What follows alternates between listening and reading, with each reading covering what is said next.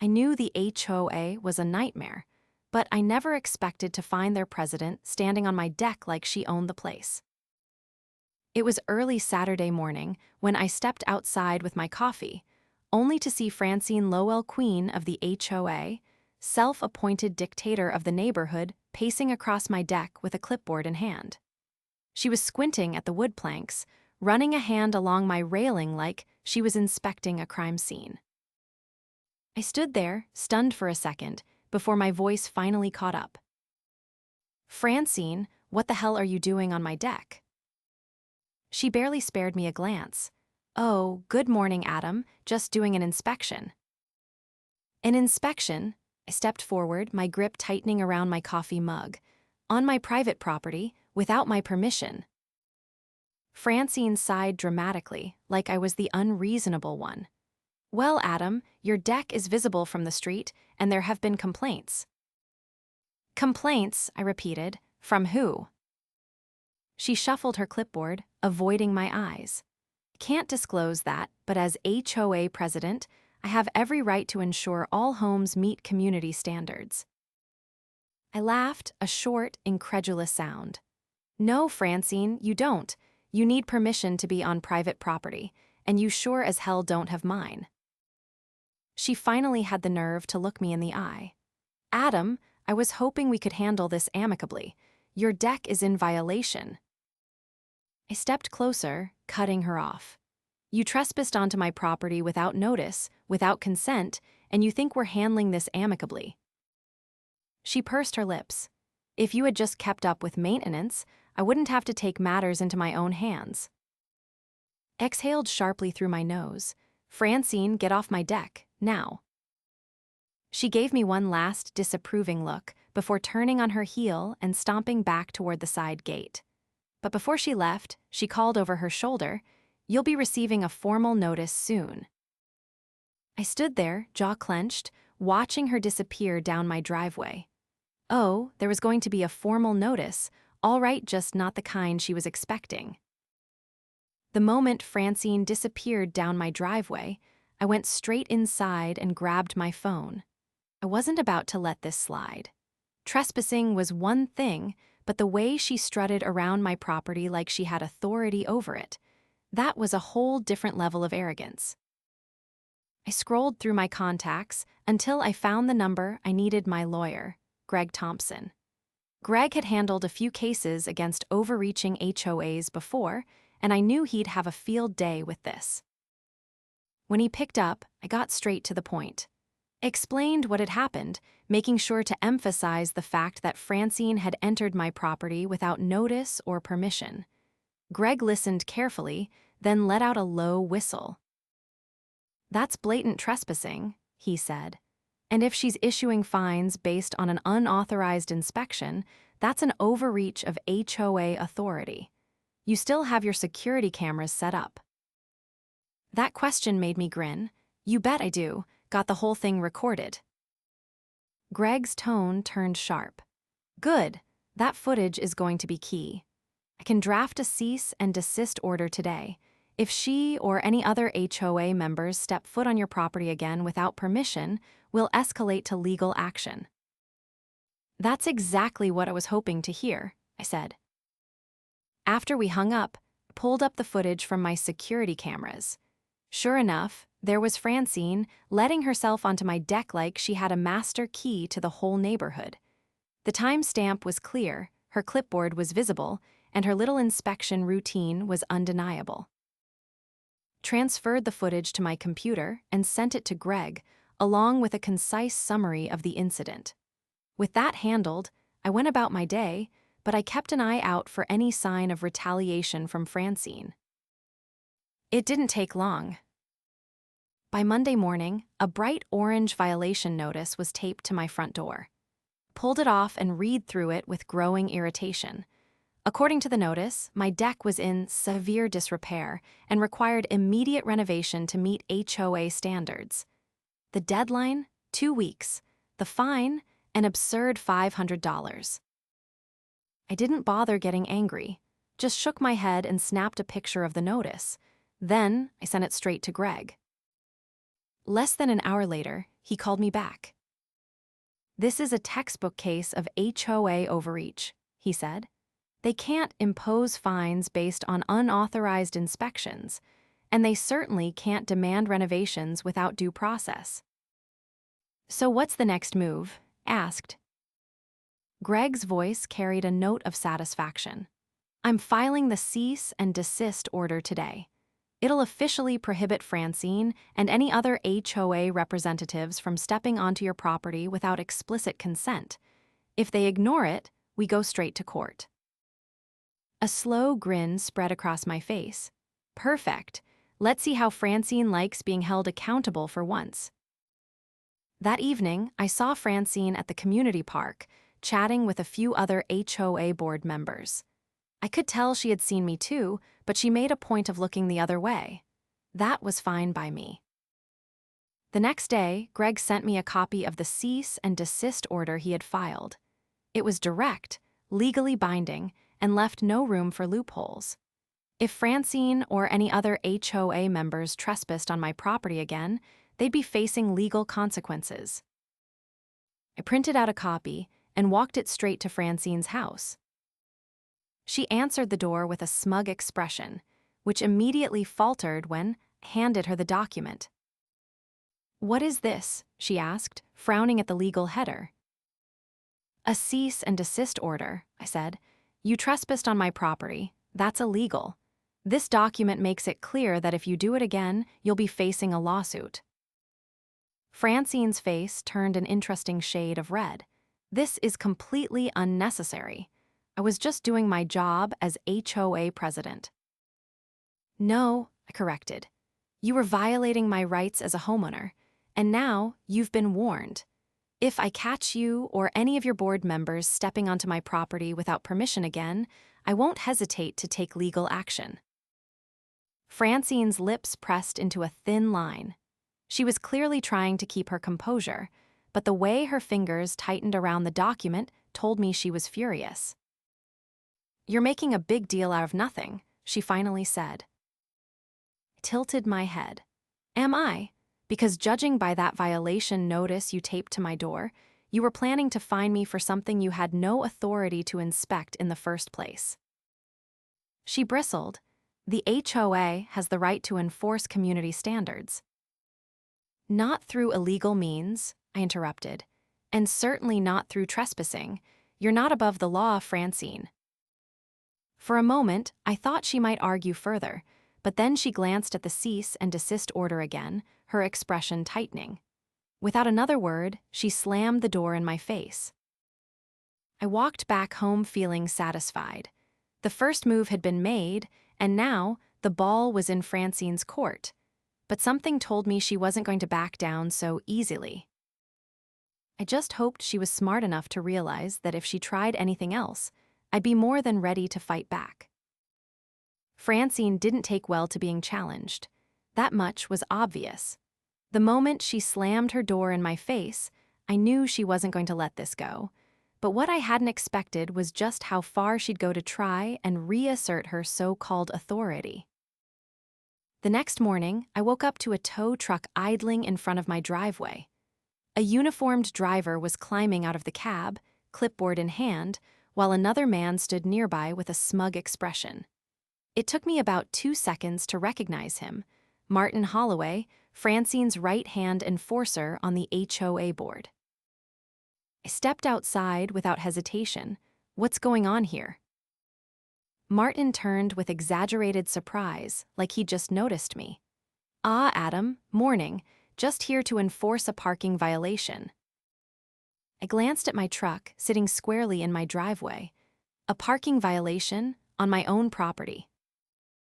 Martin gestured vaguely toward the clipboard in the tow truck driver's hands. "Your vehicle is in violation of HOA regulations. It's considered a commercial vehicle, and those aren't allowed to be parked in residential driveways overnight." Exhaled slowly, trying to rein in my irritation. That's ridiculous. My truck isn't commercial. There are no company logos, no ladder racks, nothing that qualifies it as a work truck. The tow truck driver glanced between us, clearly uncomfortable. I was just called in to remove the vehicle. If there's an issue, you'll have to take it up with the HOA. Oh, there's going to be an issue, I said, locking eyes with Martin. You have no authority to tow vehicles from private property without legal backing, and since my driveway isn't HOA-controlled land, you're overstepping. Martin folded his arms, clearly enjoying himself. The board reviewed the complaint and determined your vehicle is a violation. If you want to dispute it, you can bring it up at the next HOA meeting. I had to stop myself from laughing. You actually think I'm going to let you steal my truck and then wait around for a meeting to argue about it? Martin shrugged. Rules are rules. I pulled out my phone. And laws are laws. If you don't call off this tow truck in the next 30 seconds, I'm calling the police to report attempted vehicle theft. For the first time, Martin hesitated. The tow truck driver took a small step back, suddenly looking a lot less interested in being involved. This is a legitimate enforcement action, Martin tried again, but there was an edge of uncertainty now. No, I corrected. This is you and Francine retaliating because you got caught trespassing, and now you're trying to escalate by illegally towing a legally parked vehicle from private property. Have security cameras, Martin. This is all being recorded. That did it. The tow truck driver muttered something about needing confirmation and climbed back into his cab, clearly deciding it wasn't worth the risk. Martin scowled, but didn't argue when the truck backed away and disappeared down the street. I hope you realize, Martin said, voice tight, this isn't over. I gave him a look. Oh, I'm counting on it. He stormed off, and I wasted no time forwarding the footage to Greg. Within an hour, he called me back, his tone sharp with satisfaction. This is blatant harassment, he said. Between the trespassing, the bogus fine, and now this attempted towing, they're escalating way beyond what an HOA is legally allowed to do. I figured, I said, what's the next step? I'm drafting a formal complaint to file against the HOA for harassment and illegal enforcement attempts. And I'm reaching out to the city council to review their practices. If they've pulled this kind of stunt on other homeowners, we'll have a much larger case on our hands. That last part made me pause. You think they've done this before? Greg let out a dry chuckle. HOAs like this don't usually start their power trips overnight. If they're this comfortable pulling illegal stunts, chances are they've been doing it for years. You might not be the first person they've tried to intimidate, you're just the first one fighting back with legal muscle. That was a sobering thought. Had assumed Francine and her board were just grasping for control, but if this was a pattern, then there were probably other homeowners who had been bullied into compliance. I thanked Greg and hung up, my mind already working through my next move. If they wanted to play dirty, I'd make sure their entire operation was exposed for what it was. Later that evening, I decided to take a walk around the neighborhood. I stopped by a few houses where I knew the owners had run-ins with the HOA before. Sure enough, the stories came pouring out. One neighbor told me about how Francine had fined them repeatedly for lawn discoloration, until they gave in and hired the HOA's preferred landscaper, who just happened to be Francine's cousin. Another talked about how they were threatened with legal action over a decorative flag that supposedly violated community aesthetics. The more I listened, the more it became clear. This wasn't just about me. The HOA had been weaponizing their authority against homeowners for years, using intimidation and manufactured violations to force compliance. That was when I made a decision. I wasn't just going to fight for myself. I was going to take the whole corrupt system down. By the time I got home, I had a plan forming. I gathered all the evidence I had so far, the security footage, the violation notices, the attempted towing, and started compiling it into a comprehensive report. Then, I reached out to every neighbor who had a story to tell and asked if they'd be willing to sign a formal complaint against the HOA. The response was overwhelming. People were tired of the harassment, tired of the fines, tired of Francine's unchecked authority. By the end of the week, I had over 20 names on a petition demanding an external audit of the HOA's practices. Greg was thrilled when I sent him everything. "This is exactly what we needed," he said. "With this many people backing the complaint, the city council will have no choice but to investigate." And once that investigation started, I had no doubt that Francine's empire would start to crumble. I sat back in my chair, exhaling slowly. Francine had wanted to make an example out of me. Now I was going to make an example out of her. Francine must have realized the walls were closing in because the next time I saw her, she was in full damage control mode. She made her rounds through the neighborhood, knocking on doors, flashing that artificial smile, and spinning whatever narrative she thought would keep the HOA from unraveling. She didn't come to my house. Instead, she targeted the more passive homeowners, the ones who had grumbled about the HOA in private, but never openly challenged it. I watched from my porch as she sweet-talked the Johnsons across the street, nodding along with exaggerated sympathy, no doubt trying to paint herself as the victim of a misunderstanding. I had expected pushback, but what came next was an entirely new level of desperation. That evening, Greg called with an update. The city council had responded to our petition faster than expected, likely because so many complaints had piled up over the years.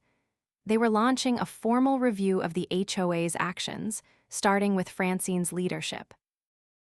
That explained her frantic door knocking. "She's scrambling," Greg said. "She knows she can't stop the review, so she's trying to sway public opinion before the investigation begins." I leaned back in my chair, watching the last bit of daylight fade. Let her spin whatever story she wants. The evidence speaks for itself. Greg hesitated. "Be careful, Adam. People like her don't go down quietly." I didn't take his warning lightly. Francine had already proven she was willing to bend the rules. Now that she was cornered, I had no doubt she'd resort to something even worse. The next day, I woke up to find my mailbox stuffed full of anonymous flyers. Each one was a photocopied letter accusing me of trying to destroy the community with frivolous legal action. The wording was laughable, but the sheer volume of them showed just how desperate she had become. I wasn't the only one who got them. Several neighbors called me, outraged that Francine was now resorting to blatant propaganda. By mid-morning, I made my way to the community center, where a group of homeowners had already gathered, fuming over the smear campaign. "This is beyond ridiculous, Mrs." Patel said, holding up one of the flyers. "She's acting like we're the villains for wanting accountability." "She's scared," I said, "and when bullies get scared, they lash out." A few heads nodded in agreement. "She's trying to divide us," Mr. Langford muttered. "Same thing she's always done, turn neighbors against each other so no one questions her authority."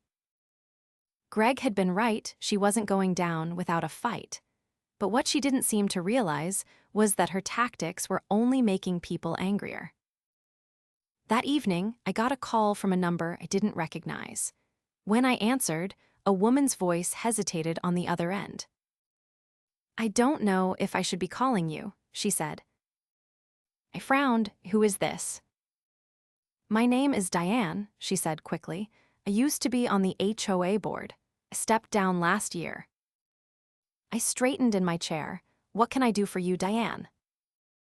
She hesitated again before lowering her voice. "I saw what Francine is doing to you, and I know what she's capable of. If you're serious about taking her down, there's something you should know." I grabbed a notepad. "Go on." Diane took a shaky breath. "The HOA's finances, they're not what they seem. Francine has been funneling money into maintenance funds that don't actually exist. She's been using HOA dues for personal expenses. Trips, dinners, even renovations on her own house."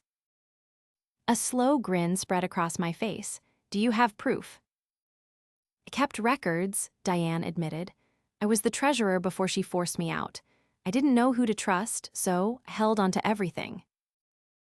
This was bigger than I had expected. It was one thing to abuse power with excessive fines and bogus inspections, but embezzlement, that was a whole different ballgame. Diane, if you're willing to share what you have, we can bring this to the city council, I said. They're already investigating her leadership. This could blow the whole thing wide open. She hesitated. I don't want her coming after me. She won't, I assured her. Once this goes public, she won't have any power left. There was a long pause, then Diane exhaled. All right, I'll bring you what I have. The next morning, Diane met me at a cafe on the edge of town. She slid a thick envelope across the table. I flipped through the documents, my pulse quickening with each page. Bank statements, invoices for repairs that had never been done, receipts for luxury purchases all traced back to HOA funds. This was the smoking gun. Greg was practically giddy when I handed over the documents. This is enough to bury her, he said. Once the city council sees this, she won't just lose her position, she could be facing criminal charges. By the end of the week, Francine's fate was sealed. The city council called an emergency meeting, and the turnout was massive. Francine sat at the front, her usual smug expression faltering as Greg presented the evidence. The room buzzed with outrage as homeowners realized just how deep her corruption ran. When the council officially announced that Francine was being removed pending legal action, the room erupted into cheers. She stormed out without a word, her face pale. By the next morning, the HOA board had collapsed, with several members resigning in disgrace. The city appointed an interim committee to oversee operations until new elections could be held. It was over. As I stood on my deck, looking out at the neighborhood that had finally freed itself from Francine's grip, I couldn't help but chuckle. She had tried to control everything. But in the end, the only thing she controlled was her own downfall. Francine's downfall was swift, but the cleanup afterward was where the real work began. With her and several board members out, the HOA was in complete disarray. The interim committee stepped in, but trust in the organization was at an all-time low. Homeowners were furious, and rightfully so. They had spent years under Francine's thumb, paying into a system that had been siphoning money for personal luxuries instead of actual community improvements. The city council held a follow-up meeting to discuss the future of the HOA, and that's where things started to get interesting. A proposal was put on the table: dissolve the HOA entirely. The idea had been floating around ever since Francine's financial misdeeds came to light, but now that she was gone, the question remained: was the HOA salvageable, or was it better to scrap it altogether? Some homeowners were on board immediately. They argued that the HOA had done more harm than good, that it had become a tool for control rather than community benefit. Others hesitated, worried that without some form of governance, property values would suffer or disputes would become harder to manage. I sat near the back of the meeting, listening carefully. When my name came up, I wasn't surprised. People wanted to know what I thought, especially since I had been the one to spearhead Francine's removal. I stood up and faced the room, gathering my thoughts before speaking. The problem was never the idea of an HOA, I said. It was the people running it. Francine and her board weren't interested in community improvement. They were interested in control and personal gain. The real question isn't whether we need an HOA, it's whether we can trust one to operate fairly. A murmur spread through the crowd. Some nodded, while others still looked skeptical. If we dissolve it, I continued, we gain freedom, but we also lose collective bargaining power for things like road maintenance, neighborhood security, and shared spaces. If we keep it, We need ironclad protections to prevent another power-hungry board from taking over. A man near the front, Mr. Caldwell, raised his hand. He had been one of the quieter residents during the whole ordeal, but now he spoke with conviction. "How do we stop that from happening again?" he asked. "We all saw how Francine twisted the system to suit herself. What's stopping the next board from doing the same thing?" Greg, who was sitting a few seats away from me, leaned forward. He had been keeping a close eye on everything, even after Francine had been ousted. Now, he finally spoke up. "There are legal safeguards that can be put in place," Greg said. "For starters, we can amend the bylaws to require third-party audits of all financial transactions. We can also put term limits in place so no one person has too much power for too long." Another homeowner, Mrs. Reynolds, frowned. "And if we vote to dissolve, what happens then?" Greg glanced at me before responding. "If the HOA is dissolved, the association's assets, what's left of them, would be distributed among homeowners, and governance would fall to municipal regulations instead of a board. That means no more mandatory dues, no more fines, and no more HOA-controlled restrictions. But it also means that things like neighborhood upkeep would have to be handled through voluntary contributions or city ordinances, which may not cover everything." There was silence as everyone considered the options. Mr. Langford, who had been one of the first to sign the petition against Francine, crossed his arms. "I say we put it to a vote. Let the homeowners decide if the HOA survives or not." No one argued. After everything that had happened, people wanted control over their own community again. The city council agreed to oversee the vote to ensure fairness. Ballots were distributed to every homeowner, with two clear choices: rebuild the HOA with new safeguards or dissolve it entirely. Over the next week, the neighborhood buzzed with debate. Some residents wanted to wipe the slate clean, while others feared the uncertainty of having no governing body at all. Diane, the former treasurer who had provided the financial records that helped take Francine down, approached me one evening as I was working on my deck. She had been keeping a low profile since the scandal broke, but she had become an invaluable ally in exposing the corruption. "I don't know which way to vote," she admitted, leaning against the railing. "I saw firsthand how bad it got, but also know that without oversight, some people will take advantage in different ways." I nodded, setting down my tools. That's the dilemma. Without an HOA, there's no enforcement on things like property disputes or shared maintenance. But with one, there's always the risk of corruption creeping back in. Diane sighed. "Maybe the real issue isn't whether we have an HOA. Maybe it's whether people are willing to stay involved. If homeowners pay attention and hold the board accountable, it won't turn into another dictatorship." She had a point. Francine had been able to get away with so much because people had been too intimidated or too indifferent to challenge her. If the community had been more united from the start, her power grab wouldn't have lasted as long as it did. The vote was held at the end of the week. Every homeowner had a say, and when the ballots were counted, the decision was clear. The HOA would remain, but with massive structural changes. Term limits were implemented, financial transparency became mandatory, and any future board would be subject to strict oversight.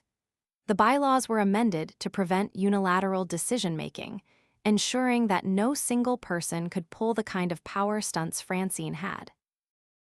I wasn't interested in running for the new board, but several trustworthy neighbors stepped up, determined to make sure history didn't repeat itself. Diane was elected as treasurer again, this time with full community backing. Francine, meanwhile, had disappeared from public view. With legal proceedings pending, she had little choice but to stay quiet. Rumors swirled that she was planning to sell her house and leave town, but no one seemed particularly heartbroken about that. As I stood on my deck that evening, watching the sunset over a neighborhood that was finally free from her grip, I felt something I hadn't in a long time. Peace. The fight had been exhausting, but it had been worth it. The community had woken up, and now they were taking control of their own future. For the first time in years, homeowners weren't afraid of the HOA. And that, more than anything, was the biggest victory of all. With the HOA restructured, the neighborhood finally started to breathe again. The oppressive air that had hung over us for years lifted as people realized they no longer had to tiptoe around unjust fines or random inspections.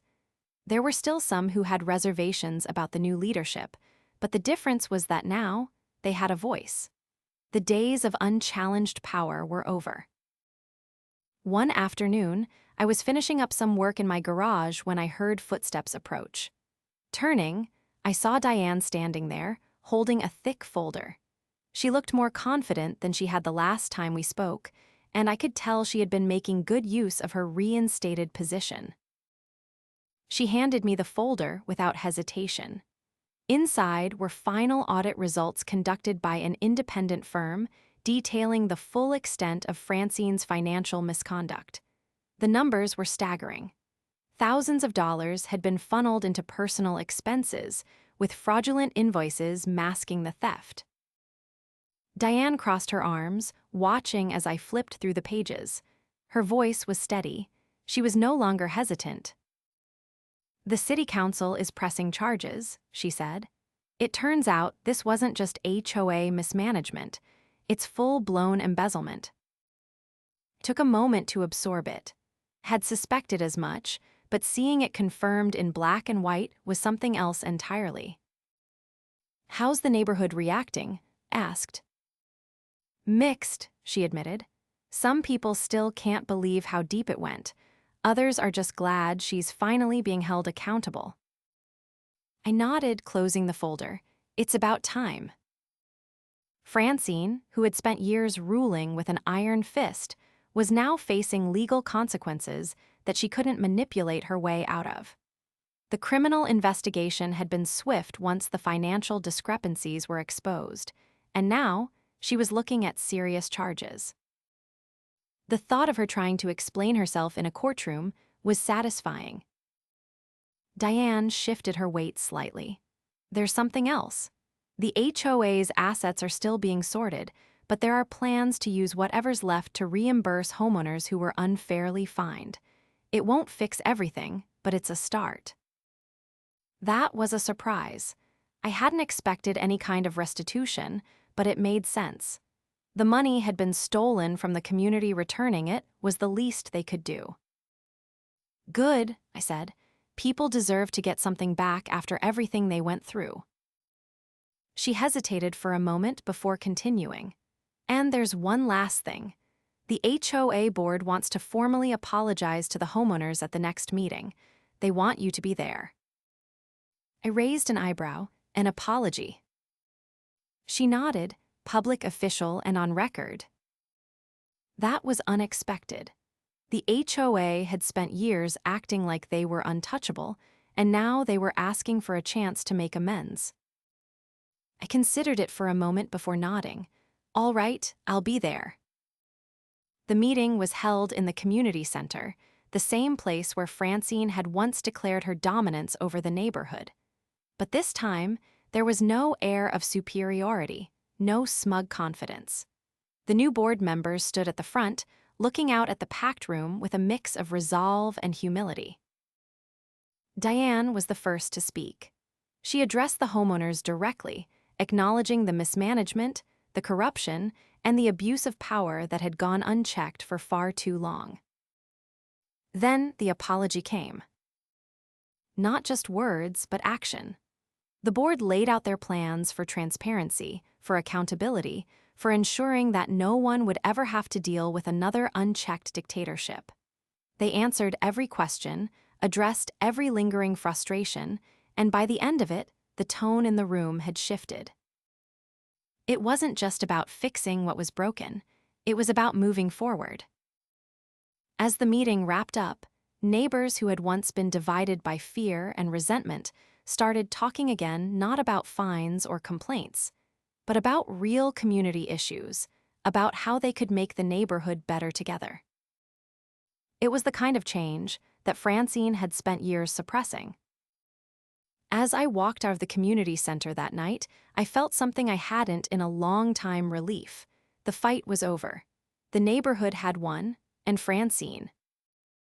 She was nothing more than a bad memory.